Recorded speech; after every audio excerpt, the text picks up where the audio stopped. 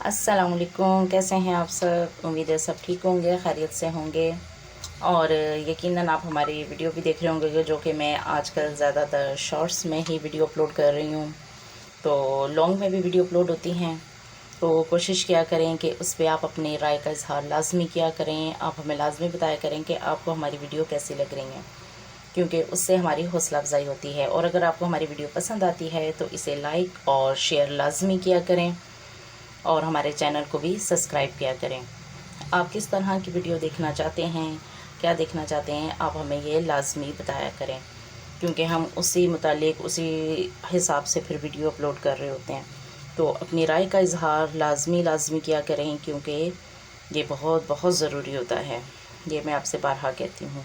تو چلیں آج کی ویڈیو کا بھی آغاز کرتے ہیں، جو کہ آپ کو پتہ ہے کہ میں کوشش کرتی ہوں میری جتنی بھی اس چینل پہ میں جتنی ویڈیو ہیں وہ ساری اسلامی ہی ہوں گی۔ بسم اللہ الرحمن الرحیم۔ بعض لوگ یہ خیال کرتے ہیں کہ صرف آل رسول صلی اللہ علیہ وآلہ وسلم یعنی سادات کرام ہی پیر ہو سکتے ہیں، غیر سید پیر نہیں ہو سکتا۔ یہ خیال درست نہیں ہے۔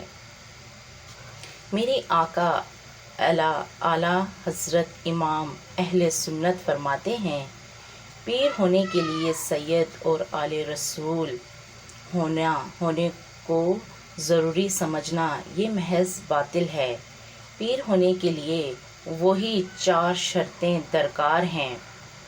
سادات کرام سے ہونا کچھ ضروری نہیں، ہاں ان شرطوں کے ساتھ سید بھی ہو تو نور اعلیٰ نور باقی اسے شرط ضروری ٹھہرانا تمام سلاسل طریقت کا باطل کرنا ہے۔ سلسلہ عالیہ قادریہ سلسلہ اذہب یعنی سنہرے سلسلے میں سیدنا امام علی رضا اور حضور سیدنا غوث اعظم رضی اللہ تعالی عنہ کے درمیان جتنے حضرات ہیں کوئی سادات کرام سے نہیں، اور سلسلہ عالیہ چشتیہ میں نمبر 1 صحیح العقیدہ سنی ہو، اتنا علم رکھتا ہو کہ اپنی ضروریات کے مسائل کتابوں سے نکال سکے۔ نمبر 3 فاسق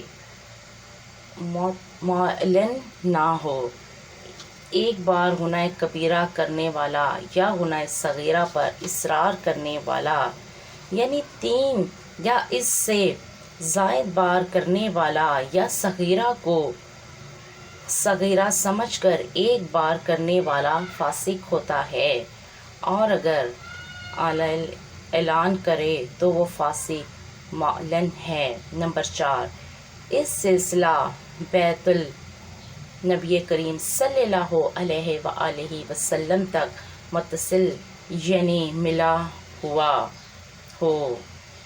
فتویٰ رضویہ 21/603۔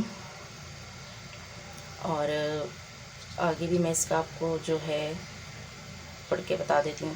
تو امیر المومنین مولا علی رضی اللہ تعالی عنہ کے بعد ہی سے امام حسن بصری رحمۃ اللہ علیہ ہیں کہ نہ سید، نہ قریشی، نہ عربی، اور سلسلہ عالیہ نقشبندیہ کا خاص آغاز ہی حضور سیدنا صدیق اکبر رضی اللہ تعالی عنہ سے ہے۔ اسی طرح دیگر سلاسل فتویٰ رضویہ 26/576۔ ملا سلسلہ قادری فضل رب سے، میں ہوں کس قدر بختور غوث اعظم، صلو علی الحبیب صلی اللہ علی محمد۔ اے عاشقان امام علی رضا، اللہ پاک نے حضرت امام علی رضا رحمۃ اللہ علیہ کو بڑی مقبولیت عطا فرمائی ہے۔ آپ کی نیکی کی دعوت سے بے شمار کفار مسلمان ہوئے۔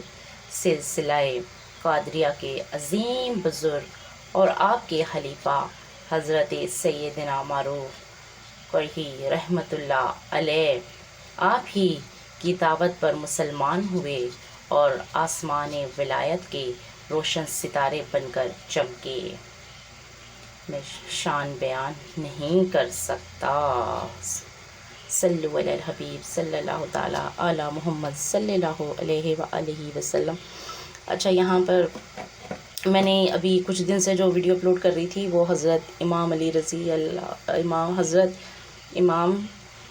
رضی اللہ تعالیٰ عنہ کے حوالے سے تھیں، جو کہ آپ نے یقیناً سن رہے ہوں گے۔ تو یہ آپ کو ویڈیو کیسی لگ رہی ہوتی ہیں لازمی بتایا کریں۔ کچھ مجھ سے اس میں غلطی اور کوتاہی ہوتی ہے تو اس سے درگزر کیا کریں، لیکن لازمی بتایا کریں کہ مجھے ویڈیو میں آگے کیا ایڈ کرنا چاہیے، کیا اسکپ کرنا چاہیے، کون سی چیزیں ہیں جو ویڈیو میں لازماً ایڈ ہونی چاہیے، شامل ہونی چاہیے۔ تو یہ آپ ہمیں لازمی بتایا کریں۔ شروع میں آپ نے دیکھا تھا کہ میں اس میں زیادہ تر جو ویڈیو تھی میں حدیث مبارک کے حوالے سے ہی اپلوڈ کر رہی تھی، تو مجھے آپ کے فیڈ بیک کا لازمی انتظار رہتا ہے۔ اپنا فیڈ بیک لازمی دیا کریں۔ دعا میں یاد رکھیے گا۔ زندگی رہی تو پھر آپ سے ملاقات ہوگی۔